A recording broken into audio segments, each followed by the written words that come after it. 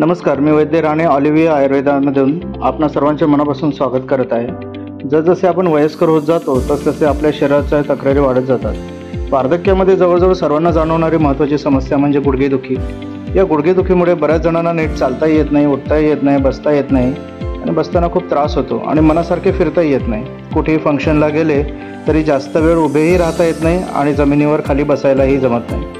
अशावेळी बरेच जण डॉक्टरांचा सल्ला न घेता आपली आपणच ट्रीटमेंट करायला सुरुवात करतात। वेगवेगळ्या लोकांकडून खूप सारे वेगवेगळे उपाय ऐकतात आणि स्वतःवर प्रयोग करायला स्टार्ट करतात। माझी आपणा सर्वांना एकच विनंती आहे की शरीराला या वार्धक्यामध्ये विशेष करून काही त्रास होत असेल तर तज्ज्ञांचा सल्ला जरूर घ्यावा।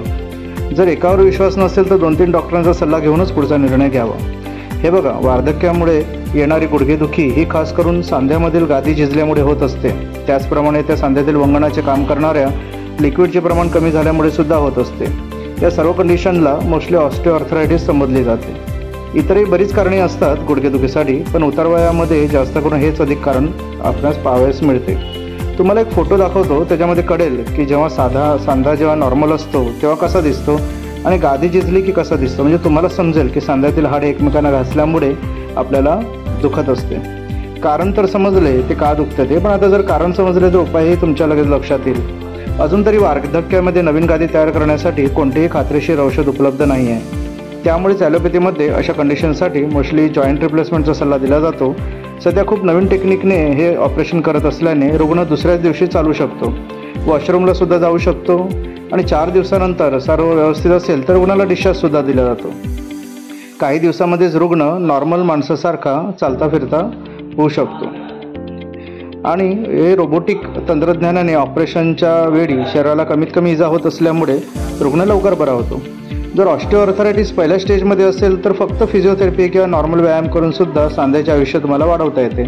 पण दुसऱ्या आणि तिसऱ्या स्टेजमध्ये जर तुम्ही गेले असणार तर ऑपरेशनचा सल्ला विशेष करून तुम्हाला देण्यात येतो। आता ज्या रुग्णांना ऑपरेशन करायचंच नसेल तर मग पर्यायी मार्गाचा अवलंब करावा लागतो, जेणेकरून रुग्णाला हालचाली करताना कमीत कमी प्रमाणामध्ये त्रास जाणवेल।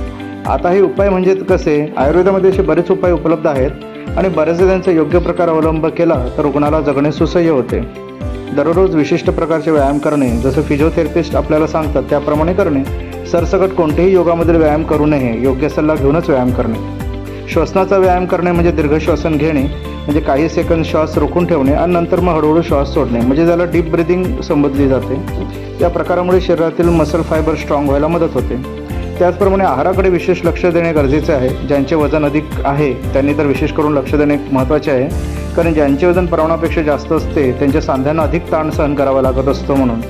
त्यामुळे वयाच्या जी स्टेज असेल त्यानुसार आपल्या जेवणात ते पदार्थ समाविष्ट करावेत, म्हणजे त्या वयात शरीराला योग्य ते पोषण मिळत राहील। ज्यांना जास्त चालता फिरता येत नाही अशा रुग्णांनी वरच्या शरीराच्या व्यायामावर जास्त भर द्यावा, जेणेकरून व्यायामाचे काही बेनिफिट्स त्यांना मिळू शकतील।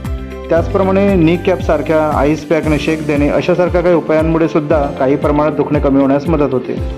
अजून एक महत्त्वाची गोष्ट म्हणजे काम करताना, चालताना, उभे राहताना सलग जास्त वेळ चालू नये, उभे राहू नये। म्हणजे जर अर्धा तास चालायचे असेल तर दर 10 मिनिटांनी 1-2 मिनिटं कुठेतरी बसावे, म्हणजे स्नायू एक्झॉस्ट होणार नाहीत, म्हणजे कमजोर होणार नाहीत।